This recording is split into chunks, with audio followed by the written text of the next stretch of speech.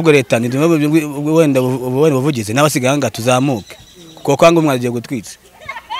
Aba ni abaturage batuye mu kagari ka Sharita mu murenge wa Rweru mu karere ka Bugesera ahazwi nk'ikirwa cya Sharita. Bavuga ko babangamiwe cyane n'ubuzima babayemo bitewe nuko ikirwa batuyeho kitabasha kugerwaho n'ibikorwa remezo birimo nk'amazi, amashanyarazi, amavuriro, amashuri n'ibindi. Bakavuga kandi ko n'amazu batuyemo yenda kubagwira bitewe nuko batayavugurura kuko baba bitegura ko bashobora kwimurwa aha hantu. Atari ngombwa kuko nabo baba bateganya kuzahava nabo bazahakura.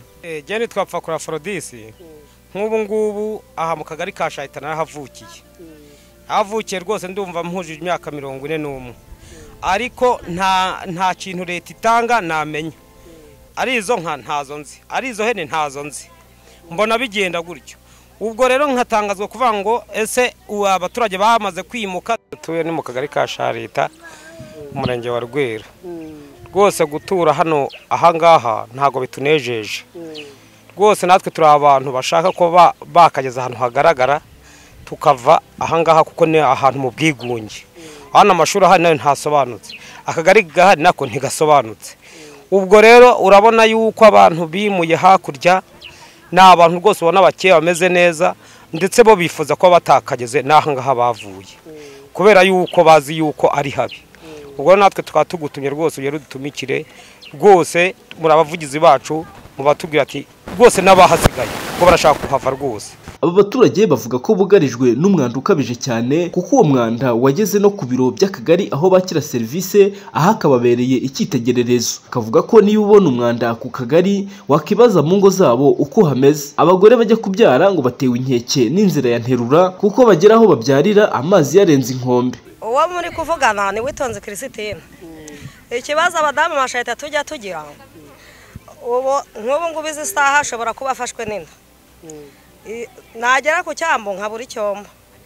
Ubwo nahagera ndemerewe ugasanga mbyariye muri cya cyombo. Ubwo nagira ngo nikojeje kwa muganga naho ati wapi wakererewe ugasanga baduciye amafaranga. Ubwo rero twebwe nk'abadamu bashahita tubona twarakandamijwe kubera inzira ya nterura nawe nahantu wiboneye. Mwadukorera ubuvugizi rero bakadushyiraho abandi bari dore ko dusigaye turi na bake. Umwanda akagari gafite ronda aho twariraye koko baratubwanga ejo baratujyanye koko abandi bose babajyanye. Ubwo nukuvuga ngo kuba n'akagari kadakorwa tuba tubona tugiye kugenda umuntu wese akirebaho. Niyo mpamvu umwanda ukabije mu kagari ka Sharita. Umwanda urahari kimwe nuko n'amazu agiye kugwa kuba hasigaye.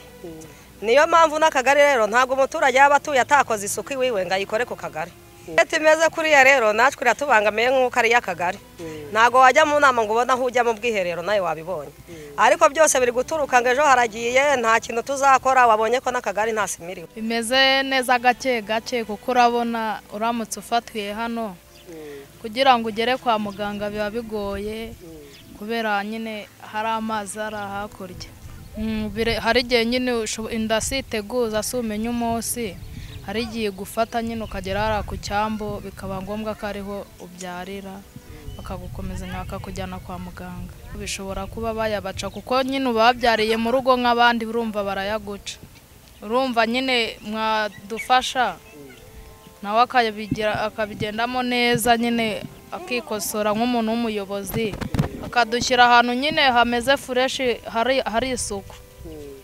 Twebwe ikibazo dufite nko kugera kwa muganga ni ibintu bitugora, kwambuka mu cyombo bikaturushya. Nk'umubyeyi ushaka kubyara igihe abyara no mu cyombo bitewe n'ubushobozi dufite bukeya. Ni danje rawanya ari danje. Wapi n'ubu nambaye mu nkuka nyine nkubwe ndavuga nti hano ubugare leta nje kwiranja. Yabaha nabonye bigoye. Ikirwa cya Sharita gituweho n'imiryango irenga 72 mu gihe hari indi yahahoze ikimurwa muri gahunda ya leta yo gutuza neza abaturage ahari ibikorwa remezo. Imiryango isigaye kuri iki kirwa ivuga ko leta ikwiye kubarebera kure nabo bakegerezwa aho abandi bari hari ibikorwa remezo bakava mu icuraburindi. Jean D'Amour Hakizimana mu murenge wa Rweru mu karere ka Bugesera. Naho mu yandi makuru umuhungu wa Cristiano Ronaldo yahamagawe bwa mbere mu ikipe y'igihugu ya Portugal y'abato. Umuhungu wa Cristiano Ronaldo Cristiano Junior yahamagawe mu ikipe y'igihugu ya Portugal y'abatarengeje imyaka 15 yitegura guhura n'Ubwongereza, Ubuyapani n'Ubugereki. Kuri uyu wa kabiri tariki ya 6 Gicurasi 2025 nibwo ikipe y'igihugu ya Portugal y'abatarengeje imyaka 15 yahamagaye abakinnyi izakoresha mu irushanwa rya Vlatko Markovic International Tournament. Mu bakinnyi bahamagawe harimo na Cristiano Junior w'imyaka 14 ukinira Al Nassr y'abato. Ikaba ari inshuro ya mbere ahamagawe mu ikipe y'igihugu. Cristiano Ronaldo yanyujije ubutumwa ku mbuga nkoranyambaga ze agaragaza ko yishimiye ibyo umwana we yakoze. Cristiano kandi yakomeje kuvuga ko atazahatiriza umwana we ku cyo yifuza gukora. Ati umwana wanjye yarambwiye ngo mubyeyi, mu myaka iri imbere ndashaka kuzakinana nawe, ntabwo nzamubwiriza icyo agomba gukora, azahitemo ibijyanye n'ibyifuzo bye, nanjye nzamushyigikira muri byose. Cristiano Junior yakiniye amakipe y'abato ya Manchester United na Juventus mbere y'uko yerekeza muri Al Nassr, aho se yari yerekeje muri Arabia Saudite. Aya yari amakuru mu Kinyarwanda mwagezwagaho nanjye Jean D'Amour Hakizimana. Iyi ni Impara Media Rwanda, mukomeze kugubwa neza.